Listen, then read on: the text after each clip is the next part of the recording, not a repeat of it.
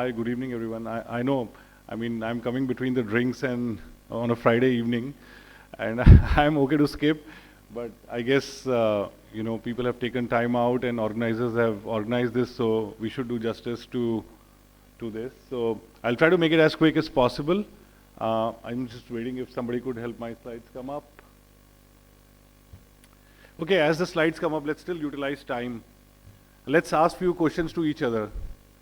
What's the, fastest growing technology as per you in today's decade or this decade? AI, that's right. So that's a great answer. And how fast it is?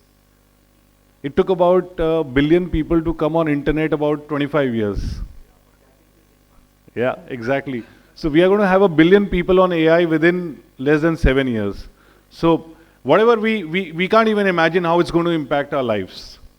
And you can just run your imagination wild and you will be kind of proven wrong. And I just want all of us to be aware that whatever we are thinking, we have to factor this AI in our world where we are living. I think sometimes I feel that we are lucky that we are already kind of reaching to that level in our life that we might retire in a few years, but the young generation, I think they will have to really find all the solutions in an AI world and still make sure that cybersecurity is on top of everything. Okay, that brings me to another question. And this question is that what's the thing which all these bad actors always want to go after? What's that they are trying to access? And if you just think through whether, whatever cybersecurity solutions we kind of put into place or whatever the bad guys are trying to do, eventually they are all wanting to go after your data. Yeah, identity also, absolutely. That's also right. I would agree with sir. Both the points are valid. And very large organizations, even in 2024, and I was just reading some report, in 2025, January itself, there have been around 66 data breaches. And on an average, a cost globally for a data breach is about 4.5 million US dollars for an organization. It's huge, just think about it. And this is happening, right? Indian economy, $4 trillion, we are very proud. Cyber criminals, their economy is touching $10 trillion. So it's a business, right? $10 trillion business which they are running. So they are not going to let us live in peace. And another question, which is the technology area where the maximum regulations are coming into play? I think, again, data is the place where most of the regulations are coming into play, and rightly so. And the speaker before me, I think, really covered very well with a lot of insightful questions and making the session more kind of, a discussion. And that also brings me to just summarize what is DPDP. So what he spoke about, I'm just trying to summarize in one slide. I know it's not enough, but all of us are grappling with DPDP, but I think there are these broad three frameworks of DPDP. The first one is about the data life cycle. So you're going to collect some data, you're going to process some data, you are going to store some data, and you have to ensure that accountability of that data is there, right? Whether it is Aadhaar card, PAN card, different places, different ways. But at a broad level, this has to be achieved. And who are the players in this? One is the data principal, that is maybe an individual like me who's checking in a hotel, and data fiduciary is that organization. And all of us have to kind of work together to make sure that India reaches the third largest economy. But whilst we are doing that, we need to make sure that our systems, our processes are strong enough that we can be at that global standard. So I'm pretty much in favor of these kind of regulations because you cannot play around with data of people and misuse it. So yes, you should collect the data for the purpose for which your organization is meant to collect it, and you are to ensure that that data kind of remains with you for that purpose. But if that data is getting leaked out, or it is getting transferred to someone else who was not supposed to have it, or if you yourself are using that data for the purpose for which you did not collect it, then you are liable for a fine. And I think that will kind of bring a lot of discipline to what people are doing with data. And what's the data security problem? I think there are many different problems, but I've just tried to capture few of them, and I don't want to bore you to death with data security problems, but I want to just ask few questions. Does anybody in this room knows how much data they have on their mobile phones? I don't think any one of us knows, because there is data coming from all sources, right? How many people are users of data today? Everybody wants a copy of the data. Even if somebody does not want, we send it to them and make them the user of the data. So these are the kind of problems of, the unknown, the unseen, the undisclosed kind of data, or the unidentified. There's a very smart LEG in our company and he wants to create a backup. What's wrong with that? He was trying to be more efficient, but that could become a problem. Somebody wanted to just create a small test data so that he could do testing. But that's where the bad guys are going to go after and kind of trouble you. So I just don't want to talk about the problems. I also want to propose a solution. And that is where, as Forcepoint, we are a 4-decade-old company. We are Austin headquartered. We are primarily in the space of data security everywhere. And we just recently launched a AI-powered DSPM. So on one side, we leverage the power of AI so that we could give a better solution and fight the bad guys. And other side, we have kind of expanded the solution. And we call it the DSPM. DSPM stands for Data Security Posture Management. And it has got certain facets which I will quickly take you through, and this will be useful for you. And here is where we are using the AI to our benefit rather than the bad guys taking the use of it. How we are doing that is that we are using AI to make scalable decisions, how accurate and contextual decisions we could make, how could we operate with speed. These are some of the things that we do. And we do a lot of cluster analysis, and what happens is that instead of playing in the large language model, what we are doing is that we are playing in the field of narrow language models. So, a narrow language model could be a subset of data that, let's just learn GDPR, let's just learn Indian names, let's just learn Devanagari script. So these are narrow language models which we have trained for about 2.5 years, and then we give this private genie to you. You as an organization can put that genie in your environment and it will go and search data even at a network level without an agent. So it can work agentless as well. And what does it eventually do? It helps us give these 4 broad outcomes. Firstly, it helps us identify what all data we have without human intervention.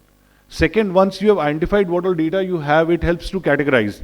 I think if an organization can by a click of a button come to know where all the PII information is there and who all have got that, I think they can better control it.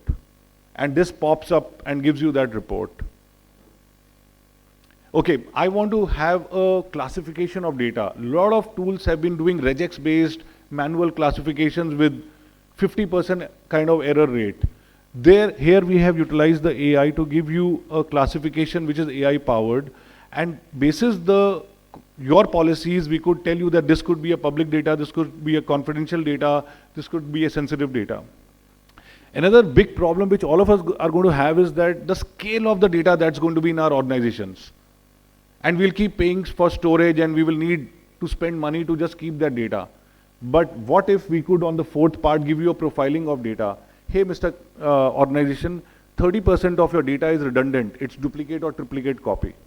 It also helps us serve the DPDP because, I as an organization made some rules and I know that my front desk is going to keep the data very carefully. But the fact is that there are 3 more copies of that data floating around in my organization and therefore I am liable for that. So I just need to figure out how many copies of my data are there. One customer came to us, they are in the business of manufacturing and they said that we have plants all over the world and we want to know what is 5-year-old data that we have.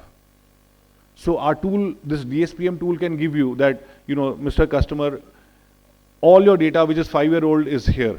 All your data 3-year-old is here. And then you can decide whether you want to keep it or you want to flush it out. So these are the outputs which you get and these are the broad 6 risks which you can cover. Access risk, a retention risk, a geography risk, anomaly risk. I was the head of Forcepoint India and therefore I had the rights to post things on Dropbox and take printouts. But my role got changed, but I'm still carrying the old access rights. So that means I'm a risky user. So how could we solve these problems? These are the things which we help solve with the DSPM. This is a dashboard which you will get, right? This dashboard, if you see, it summarizes what all data I have and where all it is there on SMB, on cloud, or wherever. It will give you a summary. Which all is my risky data which is overexposed. So you know where to focus on.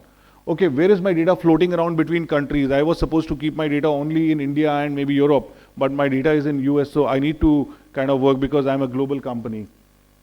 So these are the kind of risk which it helps you cover, and it gives you a risk score. It gives you a departmental view because if for cyber security we need to bring everybody along. So if we can go to a legal department or HR department and tell them, hey man, you have got so much of confidential data sitting with you, potentially we could do this together so that you could operate better. And then they will feel more collaborative on that approach. So this tool can give you department-wise data, where is the risk, so that the manual exercises where we used to go and do all that as a history, and you could do a modern way to kind of get outcomes. And broadly what we do, if I have to summarize, we are telling that let's get proactive in our approach. So let's have a tool which can give us data visibility of our organization, which can help us classify better, which can help us understand who are my risky users. So like I was giving you my example, I started giving a lot of printouts. And you know, I started stockpiling my data. So automatically there should be a risk score on me, which should say that I'm a risky user and my rights should go down and I should not be able to print out. That's a better way of protecting, maybe kind of, you know, having a better compliance to DPDP and all that stuff. And our tool can do that. And of course, we call it the risk adaptive protection. And then, you know, the DLP, which is also required. But that takes me to a different point of discussion. That, you know, in today's world, we have to marry the data and the channels that are there. So for example, I had to reach here and I took a channel of a metro and then I took a flight and then I taxi. You don't care about that. Mr. Deepak Sahu wanted me over here at 7 p.m. and for him, I should be here at 7 p.m. Right? So we are using web channel, cloud channel, ZTNA channels. All these channels are helping connect and kind of make us more productive. But eventually what is happening? What is important is that we should know what is the data flowing between these channels and be able to apply the data security policies on all these channels. And that's the approach which we are taking as Forcepoint. And we feel that a data-first approach has to be required even when you're thinking of a solution which can help you, you know, better connectivity, or, you know, I have my applications on cloud, so maybe I need a CASB channel and all these things are going on. So we believe that if it is a data-first approach, it would be better for all of us as we move further. And when we make a data security policy or whatever we want to apply, it should be applied on all channels. It cannot happen that I've applied it on a web channel, but on my custom apps, there is no policy. So can we apply this? Yes, we can do that. And you know, the vision and the mission of our company is data security everywhere. That's what we want to do. Most of the analysts have kind of recognized us as a leader for a decade plus. And whether it is in the space of data protection or SASE, we are there in both spaces. We are investing heavily in India. We just opened a 400-seater office in Thane, Hiranandani. We opened a 100-seater office in Bangalore. We are just inaugurating another 50-seater office in Delhi. So we are here to serve all of you. Whatever best we can bring, I think that we can do. And 7 minutes back to you guys for the drinks. Thank you.